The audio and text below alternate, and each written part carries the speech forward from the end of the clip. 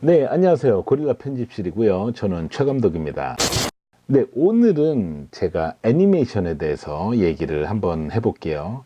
여러분들이 여행을 가거나 아니면은 일상생활에서도 사진을 많이 찍게 되는데 그 사진 소스를 영상 편집에 활용하게 되는 경우가 아주 많습니다. 근데 애니메이션을 하기 위해서는 키프레임이라는 기능을 사용을 하는데 오늘 애니메이션을 할 수 있는 기본 원리를 이해할 수 있도록 여러분들한테 설명을 드리겠습니다. 자, 그럼 시작할게요.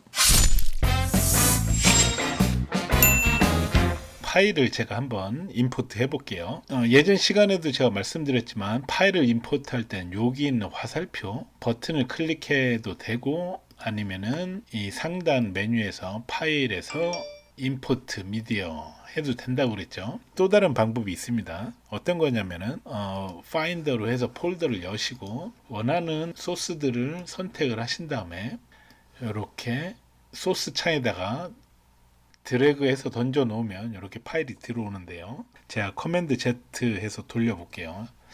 여기서 주의할 점은 지금 보면은 이게 라이브러리고 이게 이벤트잖아요. 라이브러리가 선택된 상태에서는 이 소스를 드래그해서 임포트 하려고 해도 이게 튕겨 나갑니다. 보이시죠? 아무리 넣으려고 해도 안 들어갑니다. 그래서 잘 모르시는 분들은 왜 드래그해서 넣는데 안 들어가지 하고 당황하실 수도 있는데, 그럼 어떻게 해야 되느냐? 이 이벤트를 선택을 하신 다음에 드래그를 하면 임포트가 이렇게 쪼르륵 들어온다는 거, 요거 참고로 기억을 해 주시기 바라고요. 이 사진들은 엊그저께 아이폰으로 찍은 사진들입니다. 얘를 쓰고 요것도 하나 쓰고 한 5개를 제가 한번 써 보겠습니다. 자, 일단 그러면은 여러분들이 이미지 길이 조정을 어떻게 해야 되느냐, 한꺼번에 순식간에 하는 방법이 있습니다.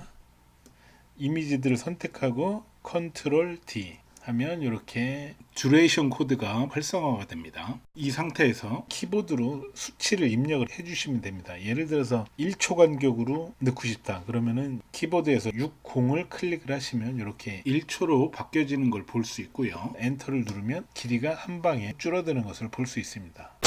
이미지가 뭐 한 2, 30장 될 때 이걸 일일이 하나씩 사이즈를 늘리는 거는 엄청 노가다입니다. 그래서 이렇게 한 방에 길이를 줄였다가 늘렸다가 하는 요령을 알고 계시길 바라겠고요. 작업선을 이렇게 이동시켜서 보시면은 이 프리뷰 창 전체 사이즈하고 비율이 안 맞습니다. 요거를 전체 화면으로 맞춰주는 요령을 알려드릴게요. 이 우상단에 보시면 인스펙터 창이 있습니다. 여기에 보시면은 트랜스폼의 스케일이라고 있죠. 요거를 마우스로 잡아서 이렇게 늘리셔도 크기를 조정을 할 수가 있고요. 커맨드 Z 아니면 이 퍼센트를 마우스로 잡아서 위로 올려도 사이즈가 커지죠. 이미지를 작업창에 풀 사이즈로 집어 넣으려면 134%가 돼야 이게 딱 맞습니다. 아시겠죠? 그래서 이렇게 빈 상태에서 이미지를 편집하면 왠지 좀 없어 보입니다. 그래서 가급적이면 이렇게 풀로 맞춰준 상태에서 작업을 하시는 게 좋습니다. 좀 전에 사이즈를 조정한 첫 번째 클립 선택을 하시고 코맨드 C를 눌러서 복사를 하십니다. 그 다음에 효과를 줄 클립들을 선택을 하신 다음에 Shift 코맨드 V 요런 창이 뜹니다. 요거는 선택해서 붙여넣기 옵션 창이거든요. 그래서 지금 첫 번째 클립에 스케일 키운 거가 지금 선택이 되어 있잖아요. 그대로 페이스트를 누르면 나머지 이미지들도 풀 화면으로 변하게 됩니다. 한번 해볼게요. 자, 지금 풀 화면이 됐죠. 제가 커맨드 Z를 눌러서 다시 한번 볼게요. 자, 요 상황이죠. 얘만 지금 풀 화면으로 사이즈를 확대한 거고, 요 효과를 나머지 클립에 적용을 시키려면 다시 한번 커맨드 C로 복사를 해주시고 효과를 적용할 클립들을 선택하신 다음에 Shift 커맨드 V 해서 이 창이 뜨면은 내가 주고 싶어한 옵션을 켜져 있는지를 확인하시고 페이스트. 그러면 나머지 이미지들도 이렇게 풀 화면으로 들어가는 것을 볼 수 있습니다. 아시겠죠? 이번에는 프리뷰 창 화면 비율을 좀 줄여볼게요. 지금 고정되어 있는 이미지라 재미가 없죠. 이렇게 죽어있는 사진에 생명을 넣어주려면 키프레임이라는 것을 아셔야 되는데, 자, 첫 번째 클립에 맨 앞에다가 작업선을 올려놓고요. 그 다음에 인스펙터 창에서 이 다이아몬드 표시되는 게 다 키프레임이 라는 겁니다. 그래서 여기를 클릭을 하시면 시작점에서 스케일이 134%입니다. 그 다음에 끝나는 지점에 이 마우스를 갖다 대면 작업선이 철컥 달라붙어요. 달라붙으면 클릭하시고 화살표 키 왼쪽 걸 눌러서 하나 왼쪽으로 보내주세요. 그리고 나서 요거를 예를 들어서 134니까 140으로 키보드에서 수치를 입력을 하시고 엔터를 치시면 다시 키프레임이 생성이 됩니다. 이것은 무슨 의미냐면 시작점에서 134%의 크기로 시작을 하고 그 다음에 가면서 140까지 올라가라 라는 명령을 준 거예요. 자, 제가 마우스를 움직이면 이미지가 살짝 점점 커지죠. 이런 식으로 애니메이션을 줄 수가 있습니다.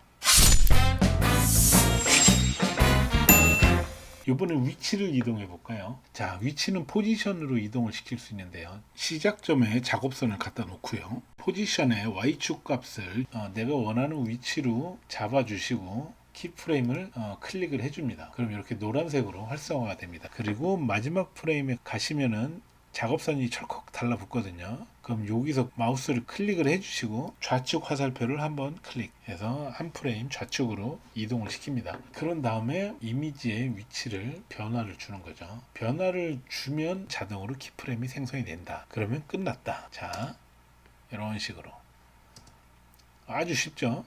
이게 바로 포지션을 이용한 키프레임 애니메이션입니다. 좀 더 쉬운 직관적인 방법이 있습니다. 그것이 뭐냐? 바로 프리뷰 창 하단에 있는 이 버튼이거든요. 이 화살표를 클릭을 해보시면 이렇게 세 개의 옵션이 뜹니다. 트랜스폼, 크롭, 디스토트. 이 부분을 잘 활용을 하시면 엄청 쉽게 애니메이션 작업을 하실 수가 있습니다. 일단 트랜스폼을 누르면 자, 이런 식으로 이미지의 외곽선을 따라서 영역 표시가 나타납니다. 그렇죠. 그리고 여기가 키프레임. 아까 이 인스펙터 창에서 주던 키프레임 명령하고 동일합니다. 그럼 아까랑 동일한 작업을 한번 해볼게요. 첫 번째 프레임으로 놓고 그 다음에 이거를 전체 화면으로 키웁니다. 키울 때 모서리에 있는 꼭지점을 잡고 이렇게 위로 올리시면 척 달라붙습니다. 이게 좌우에. 작업이 다 끝났으면 돈을 누르시면 이렇게 보다 직관적으로 심플하게 작업이 되죠. 자, 그러면은 아까처럼 위아래로 이동하는 애니메이션 한번 줘볼게요. 화살표를 눌러서 트랜스폼. 이 트랜스폼의 단축키는 Shift T입니다. 여기서 첫 번째 프레임에 지금 작업선을 갖다 놨죠. 그리고 요 가운데 있는 요 원형 요거를 잡으시고 위로 올리시면 이렇게 이동이 됩니다. 그래서 끝에다가 맞춰주시고 요 좌상단에 보시면 요 다이아몬드 표시가 키프레임 옵션을 주는 거거든요. 클릭을 해주시면 지금 첫 번째 프레임은 요 위치에서 시작을 하겠다라는 의미입니다. 그리고 다시 요 끝에 프레임에 가서 화살표 좌측 한번, 그러면 첫 번째 클립의 마지막 프레임이 되는 겁니다. 그래서 여기서 가운데를 다시 잡으시고 살짝 내가 원하는 위치까지 내려주세요. 그럼 이쪽에 보면 또 키프레임이 또 생성이 된 거가 보이시죠? 노란색으로 활성화가 되어 있습니다. 그리고 돈을 클릭하시면 지금 이런 식으로 변화가 있죠. 자, Shift T를 누르시면 지금 화살표가 이렇게 라인으로 해서 이동을 한다라고 표시가 되어 있잖아요. 이게 아주 직관적이고 심플하게 애니메이션을 줄 수 있는 방법입니다. 아시겠죠?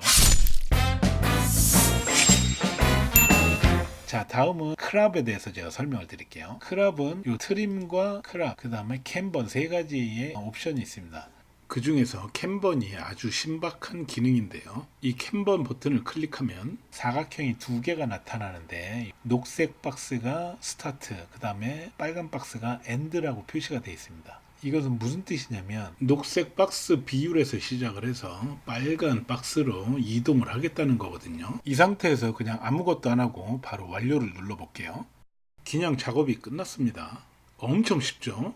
엔드를 이런 식으로 옮길 수도 있어요. 옮기면 이 가운데에서 이렇게 이동을 하겠다라고 화살표가 이렇게 나타나죠.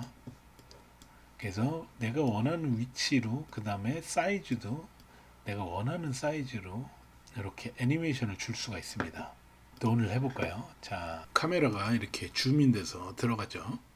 자, 그 다음 Shift C.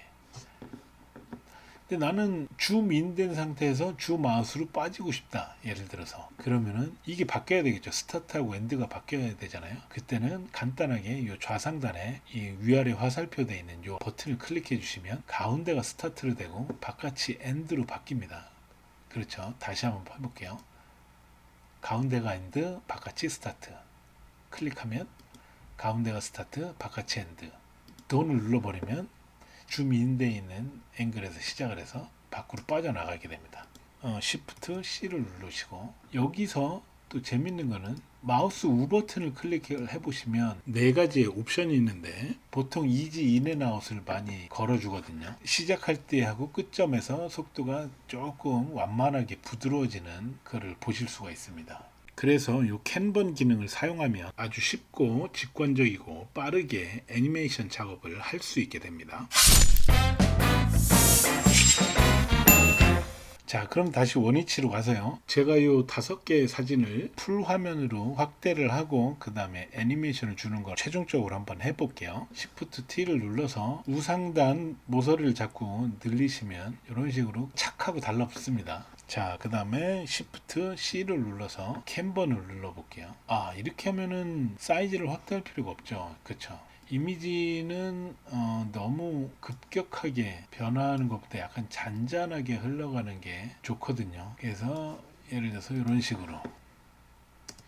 식으로 애니메이션을 줬습니다. 자, 그러면은 나머지 4개의 이미지도 동일하게 효과를 주고 싶어요. 자, 효과를 적용한 클립을 선택을 하시고 코맨드 C를 눌러주세요. 그리고 효과를 적용해야 될 클립들을 선택을 하신 다음에 Shift 코맨드 V 하시면 선택하여 붙여넣기 옵션 창이 뜹니다. 제가 적용했던 옵션들이 들어가 있죠. 빼고 싶은 건 빼셔도 되는데 일단 제가 다 적용을 시켜 볼게요.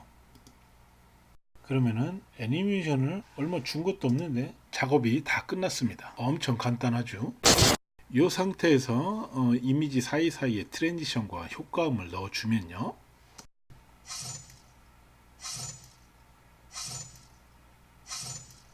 이런 식으로 완성도를 조금씩 더 올려주는 겁니다. 이 부분은 다음 시간에 제가 좀 더 자세하게 설명을 따로 드리겠습니다. 네, 어떠셨나요? 오늘 애니메이션에 대한 기본 원리들 이해가 좀 되시죠? 이렇게 키프레임으로 애니메이션을 줄 수도 있고, 그 다음에 캔번이나 파이널 컷 프로만의 독특한 직관적인 기능으로 조금 더 쉽게 애니메이션을 줄 수 있는 방법이 있습니다. 그래서 이번 시간 알려드린 내용 잘 따라해 보시면서 숙지하시고 앞으로 편집 작업할 때 많은 도움이 될 수 있기를 기대해 보겠습니다. 그럼 저는 다음 시간에 또 다시 찾아올게요.